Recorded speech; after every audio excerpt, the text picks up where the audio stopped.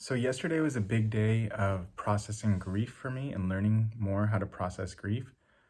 I was with my teacher and we were doing this workshop on grief, and we did this exercise where we listened to music, we felt into our bodies, we felt down into this kind of personal grief that's about us and our losses and our stories, and let go of the stories, but it still had this personal flavor. For me, it was this feeling of unworthiness and this I mean, that was it. There was no more to it. It was just this sadness and this feeling of unworthiness.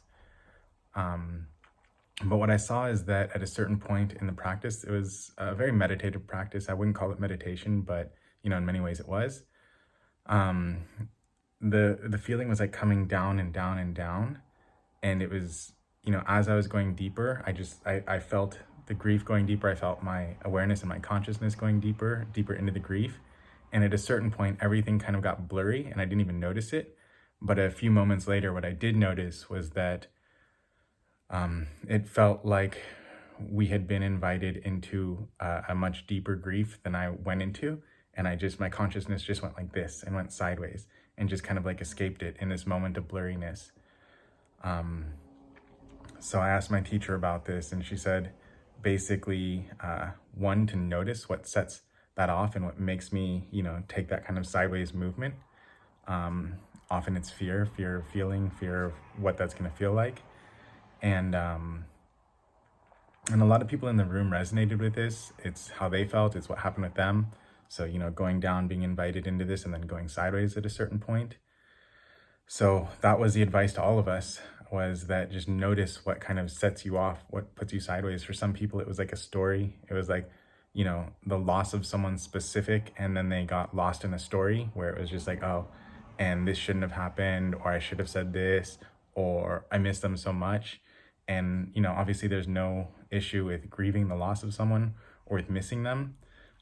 But going into the thoughts and kind of fixating on the thoughts is a way to not really feel the grief. It gives you distance from it, and because of that, it makes it like linger. These obsessive thought circles start going. And we saw this with some of the people in the groups. In the group, there was some people who had held on to these things for years and years and years. Not that they're, not that once you process it, you'll never feel the grief again. It's not like that, but it's more like getting stuck in a very specific flavor of it and not letting it move through you. And so having these thoughts of like, oh, I should have said this, or why didn't this happen? And just kind of going like this for years for some of them. And for me, I didn't really get stuck at that level. It's hard to describe. I don't have full clarity. That's why I'm using these examples. But we were called into this like kind of universal human grief. So something much deeper in the body than and in the being than the personal grief. But I wasn't able to go there. I went sideways. I don't fully understand why. But hopefully this can help you if you're someone who's stuck in one of these kind of sideways turns that I can understand because I've experienced and worked through it, in terms of, not getting stuck in the story, but instead like just letting go of the story, letting go of the I should have done this, why did this happen, they should have done that, I'm angry about this, but just feeling this deep, deep sense of sorrow very, very intimately. If you have any questions, put it in the comments. Right now, my videos are, I'm just learning to make these videos. They're very unstructured. I'm not editing them. I'm still not fully comfortable, not even close to comfortable talking in front of the camera. And that being said, if you have questions, I would really love to answer them. So just leave a comment, and then I'll make a video or DM you. I don't even know if that's an option on YouTube. I've never done a DM on YouTube. So I guess I'll just reply or something like that. Anyways, love you all, and good luck feeling the grief and feeling your emotions. It's an incredibly healing experience.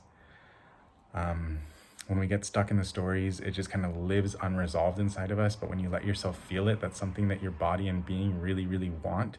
And so you get this sense of like freedom and like love, and you feel gratitude for the grief even. It's no longer this like overwhelming oppressive force in your life, but it becomes like this is kind of just like, well, no, I'm not going to go to that. But it becomes like I'm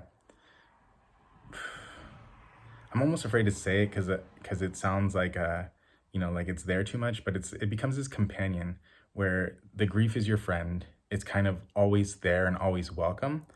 And it doesn't mean that you're always feeling sad and living in it. It just means that like you can feel into that part of your experience and your being without without having issues with it, without needing it to go away, and that you even feel this sense of gratitude, because on the other side of that is the joy. And without feeling the grief, you can't really feel the joy. So we kind of numb ourselves to the whole human experience. Whereas when you let yourself feel the grief, you also open up to deeper and more joy and more genuine joy. You're not just like kind of calcified in this, like, I don't want to feel that. And now that I got this barrier, there's very little that I feel. I kind of allow myself a little bit to feel these positive emotions in a kind of like manipulated way, where it's like, okay, I can feel that and this is appropriate and I can feel it and that's okay. But no, I don't feel that. We're not supposed to feel that. It's terrible. It feels bad. I don't like it. And it kind of has the same effect even on the more pleasurable emotions. So anyways, I'm kind of ranting now. So please leave a comment if you have any questions, and talk to you soon. Bye.